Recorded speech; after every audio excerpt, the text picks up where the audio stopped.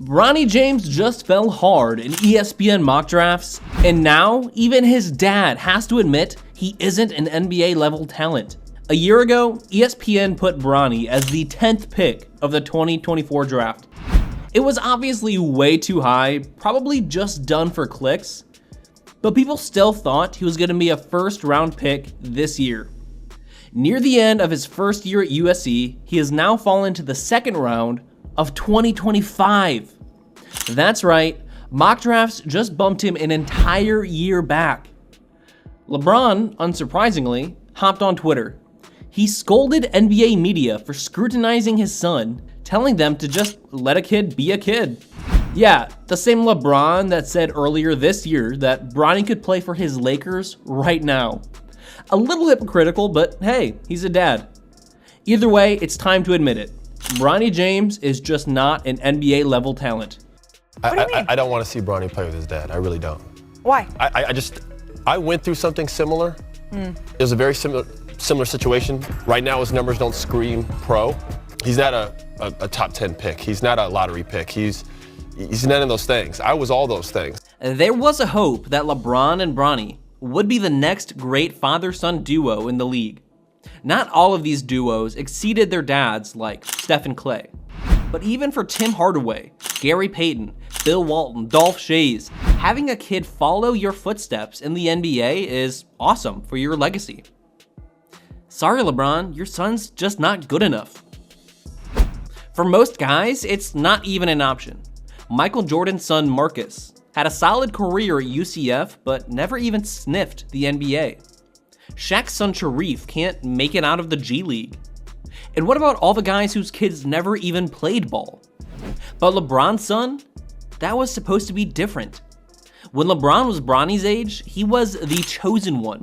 It's not often that you catch high school games on ESPN, but that's exactly what happened when LeBron was hooping as a 17-year-old at St. Vincent St. Mary. Bronny had a fraction of that, despite the nepotism that came from his dad. That's not a criticism. The nepotism is well earned, but Bronny got attention and hype that did not match up with his talent levels. LeBron's underrated achievement in his NBA career was his ability to adapt and add skills. The three-point range, the handles, the post moves, that all came later. But even in high school, the athleticism was electric. He had a combination of speed, size, and coordination that left NBA scouts drooling. And his high basketball IQ made him a lock for the first overall pick in 2003. So when Bronny started showing that same speed, that same athleticism, people started getting excited. Bronny was a middle schooler getting letters of interest from schools. And not your bottom barrel, we'll take anyone with a narrative NCAA teams. Schools like Duke and Kentucky, genuine blue bloods who were scouting a 10-year-old. It's not just about Bronny. They weren't sure how good Bronny would become, but it was clear that he'd be at least something. It was way more about LeBron, and it was way more about the narrative. A top 2 all-time NBA player sending his child to your school, that is instant viewership and a lot more revenue for whatever school is lucky enough to nab him. They knew he'd be, at the very least, a fine college basketball player who they could justify offering a scholarship to. By the time he got to his sophomore year, he was in the top 100 recruiting rankings. That's no small feat, even with LeBron's genes. ESPN ranked him as a top 30 guy and a 4-star recruit for the high school graduating class of 2023. But after the following season, Bronny fell outside of the top 50. Now, there are 500,000 high school basketball players every year, so nobody is saying Bronny sucks. But the hype that was bestowed upon him at such a young age proved to be misplaced. He's a stellar on-ball defender, thanks to his combo of athleticism and intelligence, both courtesy of his old man. He had good range in his high school days, pretty much limited to spot-up situations. But when he reached the NCAA, it was clear that he was out of his element. When Bronny came to USC, they were coming off an okay season where they went into March Madness as a 10 seed. They entered the season at 21 in the AP poll, but today they're battling with Oregon State to be the worst team in the Pac-12. Now, you can't really blame Bronny for that, but it's not like he's shining. He's shooting 28% from three, proving how much tougher it is to get a shot off in college ball compared to high school. If you rely on off-ball shooting, it's hard to thrive. He's only averaging 6 points per game, and he's a constant threat to turn the ball over. College ball is just a half step faster, and he's having trouble catching up. Does that mean he'll never make it? Of course not. There are a lot of players who struggle their freshman season. Those are the guys that stay for 4 years, learn to speed their minds to catch up with the level of play, and then develop. Maybe they struggle as rookies in the NBA, but they make that progression too.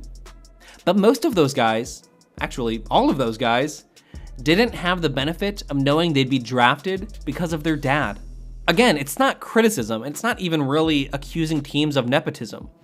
Sure, he gets more attention because of his dad, but that attention wouldn't lead an NBA GM to stick his job on the line to draft LeBron's son, right? Well, they might if it was guaranteed that doing so would get you LeBron. LeBron said that the only box left for him to check in the NBA is playing with his son. He's not retiring until he plays with his kid, something no one's ever done in the NBA. Bronny is in no way qualified to be a one-and-done player, which will certainly hurt his short-term progression, but it does mean he gets to play with his dad. 2024 is not a good draft year. People have been saying for 24 months that this reminds them of the 2013 draft, the one where no one knew what to do to the point where Anthony Bennett went number 1. And really, it's just the perfect storm for Bronny. It's pretty well assumed that at this point, whoever drafts Bronny gets LeBron James. LeBron would theoretically opt out of his player option, taking his talents to whoever has the guts to draft Bronny. LeBron has switched teams 3 times in his career, and every time he had a ring by the end of year 2. 40-year-old King James isn't quite the title lock it used to be, but at the very least, it's gonna sell tickets. In fact, FanDuel even has odds for team to select Bronny James. Unsurprisingly, the Lakers are number 1. LA entered the year with pretty high hopes after a Western Conference Finals trip, and after last season's turnaround, it's hard to doubt them, even after their poor recent play. Maybe they think they can compete for a title if LeBron sticks around, so it's worth it to draft his kid and make sure he does. But more importantly, the Lakers have always been obsessed with treating superstars right. Even since George Mikan in their Minneapolis days, the Lakers have been a city of stars.